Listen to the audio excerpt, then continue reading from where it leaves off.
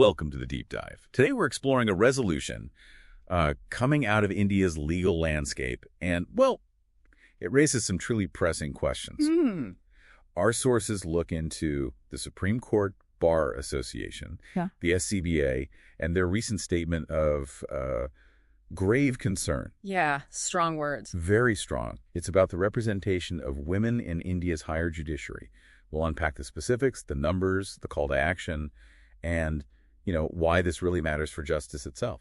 Let's dive in. What's really striking here, I think, is how this SCBA resolution, it's from August 30th, 2025, right? Yeah. It isn't just about statistics. No, definitely not. It connects directly to these fundamental questions of, well, fairness and public trust in the system. Absolutely. And the SCBA, they really didn't hold back here. They passed this resolution urging the collegium. Right, that unique system India has where judges appoint other judges. Exactly. They're urging them to ensure adequate gender diversity in future appointments, both of the Supreme Court and High Courts. And they're making it pretty clear this isn't just, a polite suggestion. Yeah. Not at all. They seem quite firm. And the data they presented, it really does underscore why they're concerned. It really does.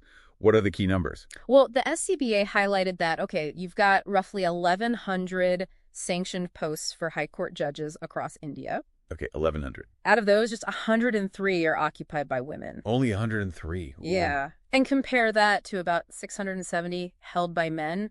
The rest are vacant, but that ratio... That's a huge disparity. It's really stark. And it gets even more specific, doesn't it? It does. The resolution actually points out 4 high courts, that's Uttarakhand, Tripura, Meghalaya, and Manipur, right, that currently have 0 women judges. None at all. 0. Think about that.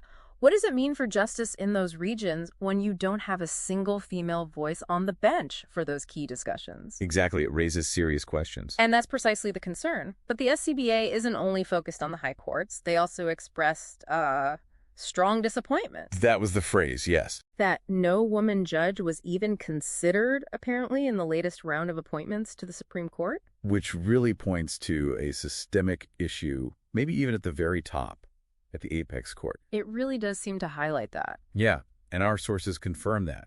No woman judge has actually been appointed to the Supreme Court since back in 2021. Since 2021. And the current situation really shows it. Justice B.V. Nagaratna is the only woman judge on the Supreme Court bench right now.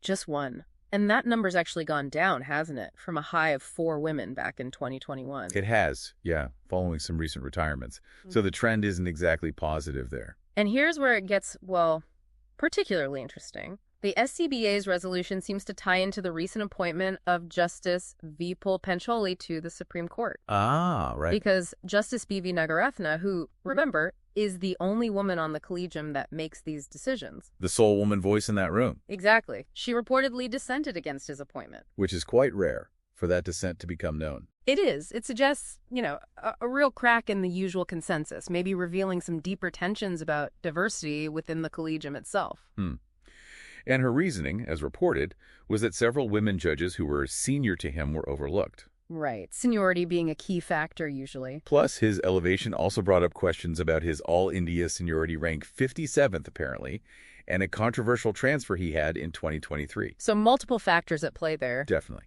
And this push isn't entirely new either. The SCBA president had apparently advocated for proportional representation to the Chief Justice earlier this year, too. So there's been ongoing dialogue. If we step back and look at the deeper implications, the SCBA's calls, they go beyond just hitting numerical targets. Right. It's more than just numbers.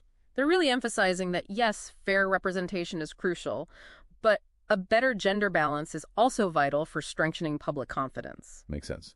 Trust in the judiciary. Exactly. And for enriching judicial perspectives, too, bringing different life experiences to the bench. Which ideally makes the judiciary more reflective of the actual society it serves. Precisely. Without that diversity, you risk the perception of a justice system that's maybe disconnected from, well, a huge part of the population it governs. So thinking about all this, what does it really mean for you, listening in? This deep dive into the SCBA's resolution, it kind of lays bare the stark reality, the ongoing challenge of achieving gender diversity in India's higher judiciary. Yeah. You have high courts with 0 women judges, the Supreme Court's current composition. The data really points to a situation that the SCBA clearly believes needs urgent attention from the collegium. And connecting this to the bigger picture, this ongoing conversation raises a really important question for all of us, I think. When a core institution like the judiciary struggles with representation, how does that affect its legitimacy, its standing in the public eye? Because this push for diversity, it isn't just about ticking boxes, as they say. It's fundamental to the promise of justice itself.